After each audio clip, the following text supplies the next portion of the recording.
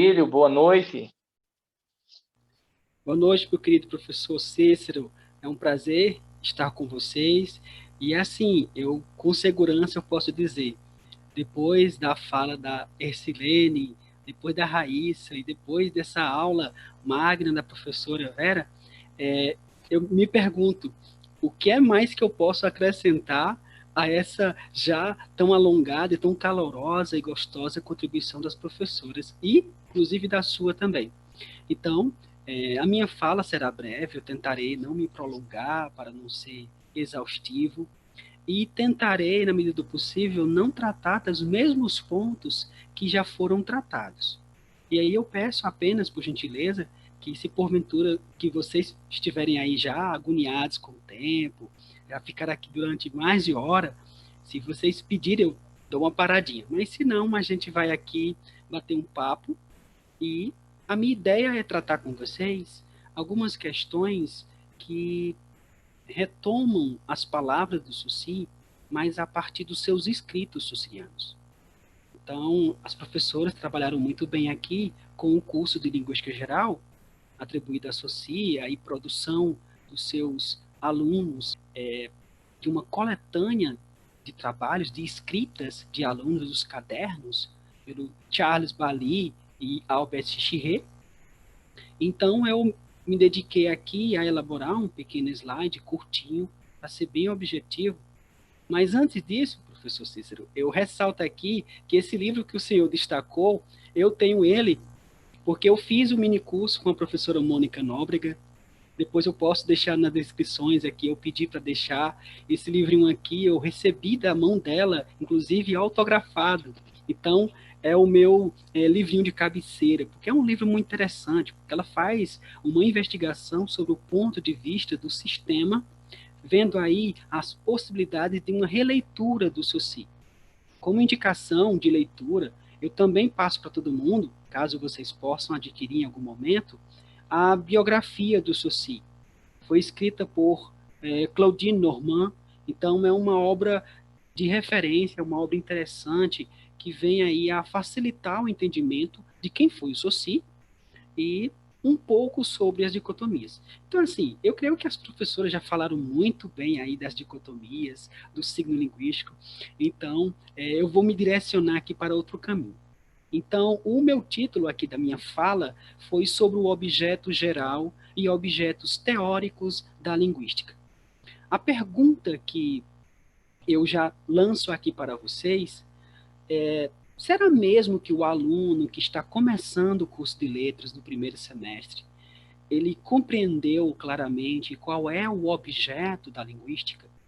E qual seria esses objetos teóricos que a linguística traz?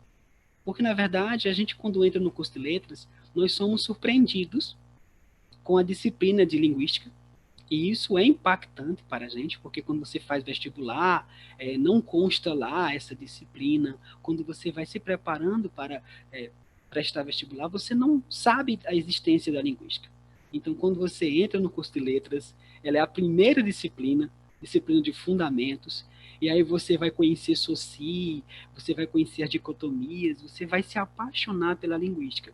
Eu me apaixonei pela linguística através de um professor, e esse professor Tiago Gil, o nome dele, professor, ainda está atuando no curso de letras, um professor jovem, professor aí de longa pesquisa, e ele me fez gostar do Suci no primeiro semestre, isso há mais de uma década atrás, e então eu continuo gostando do Suci.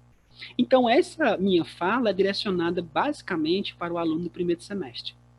O aluno que começa a conhecer a linguística e começa a se interessar pelos estudos da linguagem, e ele começa também a fazer perguntas. Eu estava aqui acompanhando as discussões no YouTube e eu percebi um conjunto de perguntas, e essas perguntas são calorosas. A gente vai aqui, se for respondê-las todas, a gente vai aqui até meia-noite respondendo, porque é muito gostoso de falar.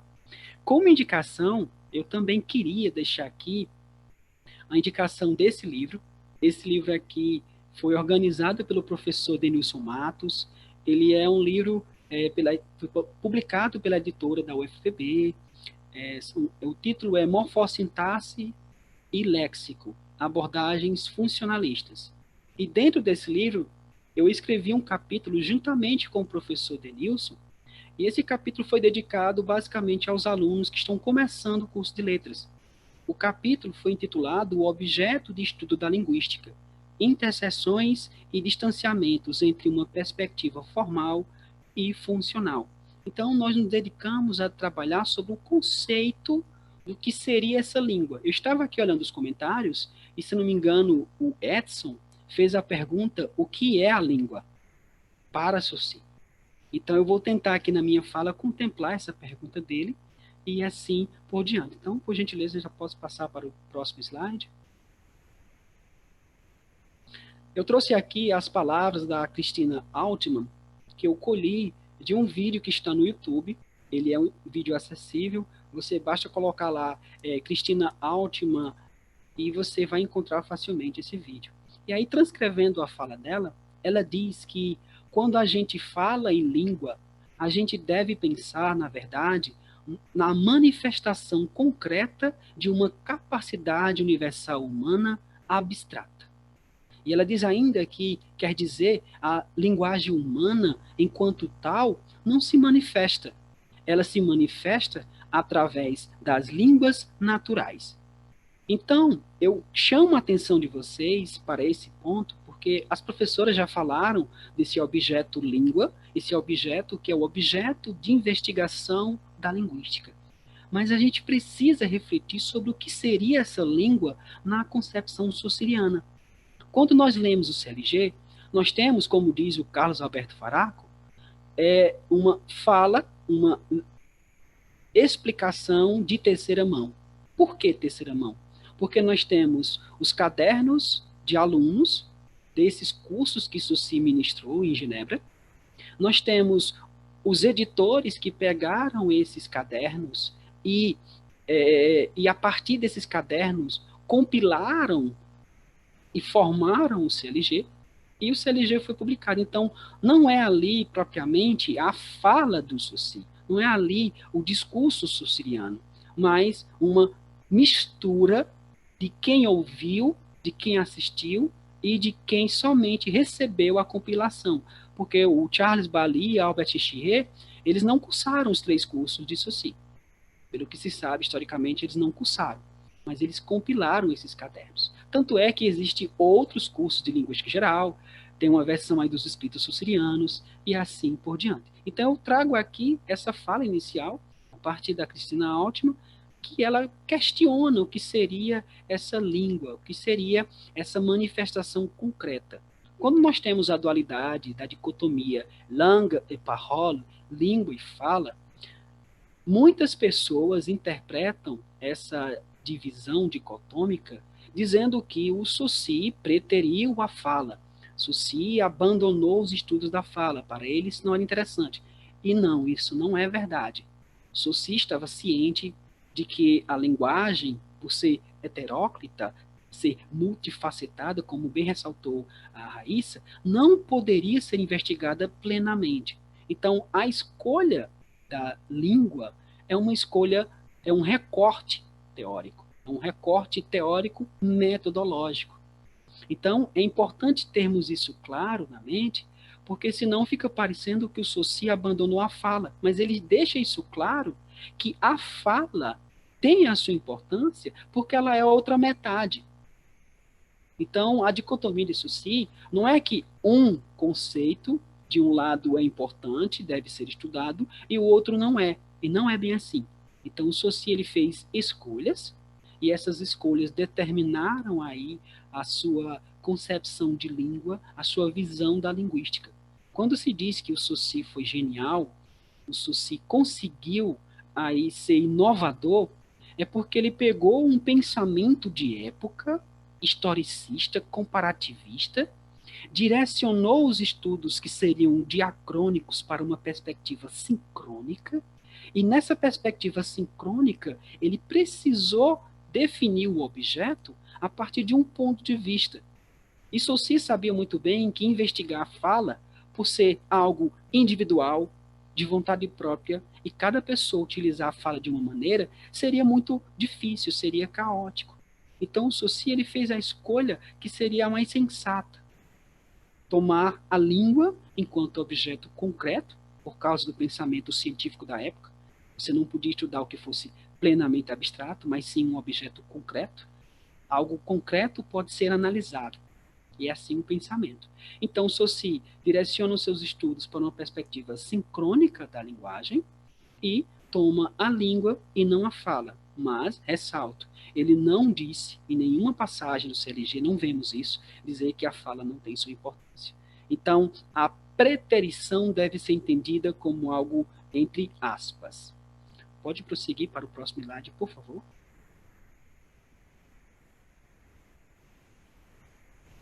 Então, eu trouxe aqui uma fala produzida por mim, o professor Matos, que está contido nesse capítulo de livro, que nós fazemos uma distinção entre o que seria um objeto geral e o que seria esse conjunto de objetos teóricos. Então, convém situar a distinção que há entre o que seria um objeto geral e objetos teóricos. O primeiro se refere à língua, isso inclusive com L maiúsculo, a língua como objeto geral da linguística, assim como postulado por Ferdinand de Saussure, tanto nos escritos de sua autoria, como também nas ideias apresentadas no CLG. Então, o objeto geral da linguística é a língua, é a langue, em termos saussurianos.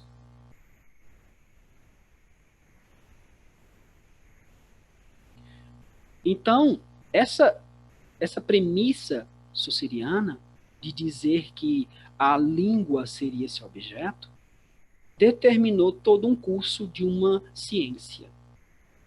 Então, por exemplo, mais adiante, fazendo uma leitura de Fiorin, Matos e Souza dizem que, por outro lado, os objetos teóricos são aqueles que foram criados entre os séculos XIX e século XX, dentro da própria linguística.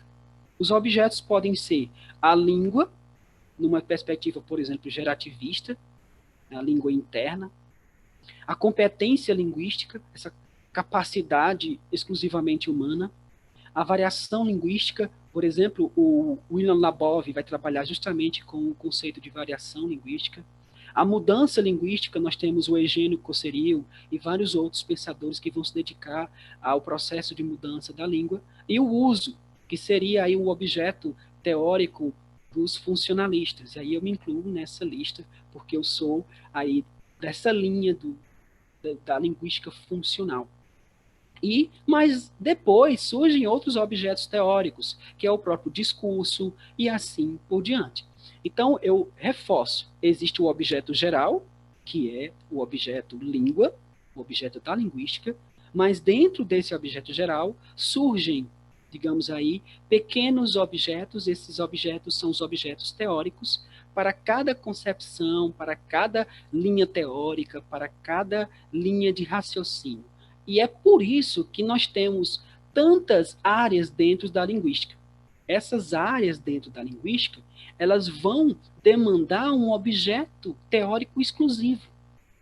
Então, quando o aluno no primeiro semestre que ele descobre que tem psicolinguística, tem sociolinguística, etnolinguística, biolinguística, linguística aplicada, ele se pergunta, poxa, então quer dizer que não tem uma linguística, é um monte de linguística? Não. Tem a linguística enquanto ciência da linguagem maior, como um guarda-chuva, e as áreas, as subdivisões da linguística, que cada uma delas terá o seu objeto teórico próprio e terá a sua abordagem, seja metodológica, seja teórica, de analisar aquele fenômeno linguístico. A língua, isso aqui são palavras do próprio Saussure. Então, Loic Depecker, ele trouxe no seu livro fragmentos colhidos dos escritos saussurianos. Então, agora vocês, talvez, eu não sei se algum aluno aqui já tenha visto, vocês agora vão poder ouvir uma tradução de uma fala de Saussure. Isso aqui é o Saussure falando, não é o CLG. Isso aqui são palavras colhidas dele. Então, o Saussure diz: a língua se diferencia no tempo e no espaço. Ela se diferencia ou se diversifica no espaço. Uma língua tomada em duas datas diferentes não é idêntica a si mesma. Tomada em dois pontos mais ou menos distantes de seu território, ela também não é idêntica a si mesma. Então, o Saussure, ele começa dizendo que a língua, se você parte de um ponto A para um ponto B, você consegue perceber essa diferença. Quando nós temos a divisão entre uma perspectiva sincrônica e uma perspectiva diacrônica, o Saussure deixa muito claro que na perspectiva diacrônica eu preciso ir do ponto A até o ponto B. Mas numa perspectiva sincrônica, eu observo o estado da língua naquele dado momento. Então, se a diacronia me permite observar o processo evolutivo de uma língua, a sincronia vai me mostrar como a língua está naquele dado momento. Então, é por isso que o Saussure percebeu que seria uma virada teórico-metodológica não observar o fenômeno da mudança, por exemplo, a partir da sua história do ponto A até o ponto B. Para Saussure, seria muito mais claro, muito mais objetivo, muito mais sensato nessa linguística que estava se estabelecendo enquanto ciência, investigar apenas a língua em um determinado momento, ou seja, em um dado momento. O estudo de uma língua, ela precisa se estabelecer a partir de um ponto de vista. Então, quando o Saussure definiu e tinha essa preocupação de observar a língua, mas a língua em uma perspectiva sincrônica, ele também estava ciente de que observar a sincronia da língua precisaria de uma série de, como é que eu posso dizer? Vamos imaginar que eu preciso estudar a língua portuguesa. Se o aluno do primeiro semestre, do segundo semestre, for tentar fazer um estudo da língua portuguesa do século XVIII até o século XX, isso vai demandar tempo, esforço, dedicação e muita pesquisa.